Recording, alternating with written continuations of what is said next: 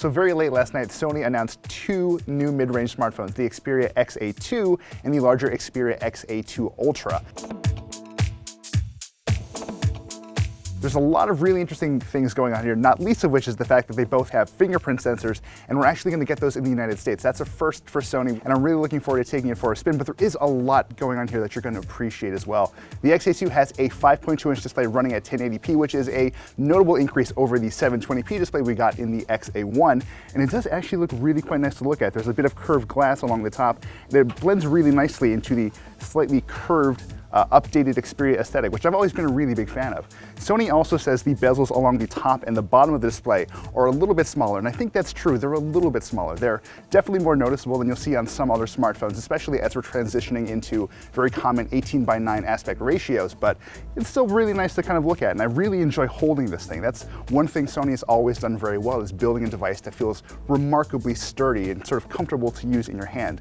Inside we have a Snapdragon 630 chipset paired with 3 GB of RAM. That's a move away from the MediaTek processor that we got in the XA1. So again, nice little boost in performance there. I've been playing with it for a little bit now, and everything seems remarkably buttery.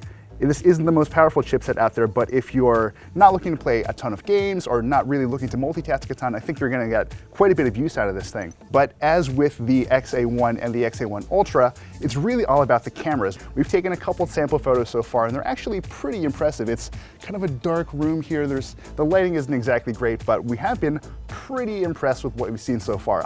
Right on the back here is a 23 megapixel sensor, which we have seen in the past. It's very similar to the one that we got in the Xperia Z5, but it has been boosted to shoot at up to ISO 12800. So if you're shooting in the dark, you're gonna be able to get a lot more clarity and maybe not worry about the grain and sort of the dinginess that tends to pervade really low light smartphone camera photos. Up front is something a little more peculiar. It's an 8 megapixel wide angle camera that you can shoot in 2 modes if you're trying to get selfies of yourself or capture a group. So the 80-degree field of view, which is on by default, is what you're going to use when you want to line up your shot and get that face looking nice and good. But if you want to get all of your friends and family in there, a quick tap of the button gets you into the 120-degree wide angle view, so you're able to squeeze everyone in really nice and tight.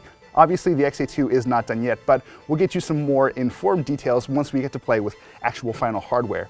Turning now to the XA2 Ultra, it takes a lot of what made the XA2 sort of special and built it into a bigger body. So we have a 6-inch 1080p screen here.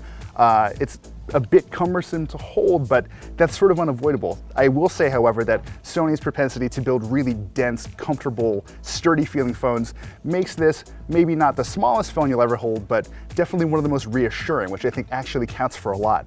Around the back, we have the same 23 megapixel camera and the fingerprint sensor, which, yes, is finally coming to America, but around the front, we don't just have that 8 megapixel wide angle camera. We also have a 16 megapixel sensor with optical image stabilization. So if you're like my colleague Sherlyn back there taking selfies 24/7, you're gonna get the crispest possible quality. And I think she's, oh God, just, hey.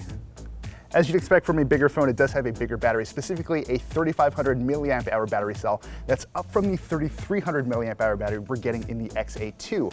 What remains to be seen is what that difference in battery actually means for the bigger device, because it's driving that bigger display. The 630 isn't the most power-hungry chipset out there, but we're looking forward to seeing how all of these pieces fit together when these devices officially launch in February. All told, these are mid-range devices, and it's easy to sort of write them off as maybe not the most interesting, but what I've always thought was really cool about the XA line is Sony has decided, hey, there are certain features that mostly wind up in flagship phones that actually everyone should be able to access. And with devices like the XA2 and XA2 Ultra, we're finally seeing some of those really impressive things trickle down to a more affordable price point. We're going to play with these things a bit more, and actually a lot more here at CES 2018, so stay tuned.